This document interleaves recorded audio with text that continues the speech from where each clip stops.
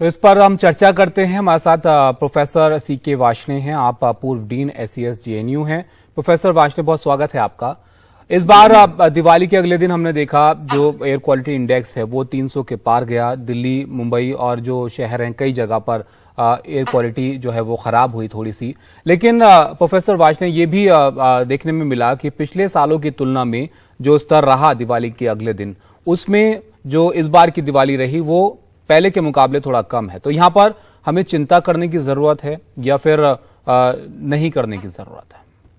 चिंता करने की बिल्कुल आवश्यकता है, क्योंकि जो भी ये सच है कि पिछले सालों के मुकाबले इस साल जो पोल्यूशन का स्तर था वो कम था, लेकिन फिर भी वो बहुत अधिक था और जो सुरक्षित स्तर है उससे कई गुना अधिक था।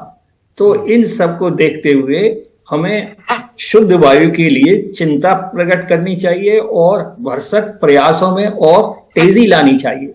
ये एक अच्छा है कि पहले से कम है, लेकिन फिर भी ये बहुत चिंताजनक है। ये इतना नहीं होना चाहिए। इससे बच्चों के बढ़ने में, बुजुर्गों में और सब में बहुत बुरा इसका प्रभाव पड़ता है। और ये तो अभी शुरुआत है। अभी जो पराली के जलने का मौसम है वो तो अभी शुरू हुआ है और जिस दिन दिवाली थी उस रात को सबसे ज्यादा पराली की जलने की नंबर हैं 1013 और समथिंग लाइक दिस, 1300।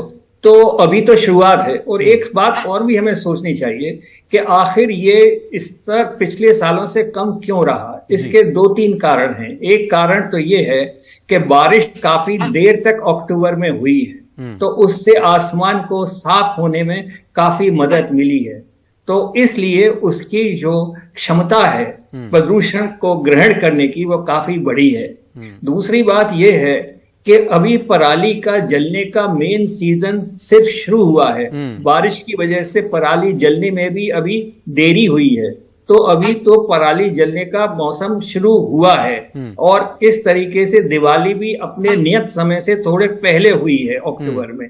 तो शायद प्रोफेसर वार्ष्णेय, शायद आने वाले वक्त में ये चिंता बने, लेकिन अभी की अगर हम बात करें जो दिवाली के बाद का आज नंबर्स हमने दिखाए, तो फिलहाल मौसम भी इतना ठंडा नहीं है फिलहाल। तो इसको लेकर आपको क्या लगता है कि आने वाले कुछ दिनों में ये सुधार होगा एयर क्वालिटी इंडेक्स में, या अभी से जो है यहाँ पर खराब होने लगेगा? देखिए, जहां तक मौसम का सवाल है तो मैं समझता हूं कि आगे चल के सुधार नहीं होगा, बल्कि इसके अंदर थोड़ी और कमी बढ़ेगी। क्योंकि जैसे टेम्परेचर और तापमान गिरेगा तो हवा की जो भारीपन है वो बढ़ जाएगी और इससे पोल्यूशन का डिफ्यूजन कम होगा और इस तरीके से वायुमंडल में प्रदूषण जो है वो एकत्रित होने लगेगा और उसका डिफ्यूजन कम होगा।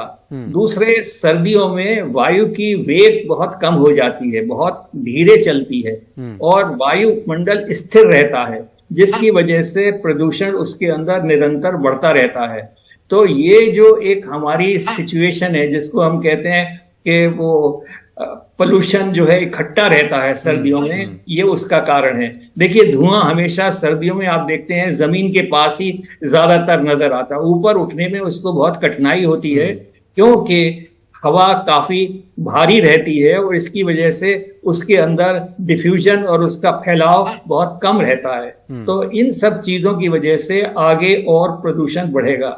प्रदूषण काफी तरीके से कम हो सकता है। जैसे जब कोरोना हमारे यहाँ जो बीमारी आई थी, तो इसमें उस वक्त हमको सारी एक्टिविटी बंद हो गई थी और उस वक्त जो बीमारी ये सब शुरू हुई थी वायरस की, तो हम देखते हैं कि काफी जगह से हिमालय की चोटियां दिखने लगी थी और लोग काफी उत्साहित थे, सब कार्रवाई बंद थी। तो जितना पोल्यूशन हो रहा है वो स्पष्ट है कि जहां भी पोल्यूशन निकलता है उसकी अच्छी तरीके से नियंत्रण नहीं है, इम्प्लीमेंटेशन के अंदर काफी कमी है।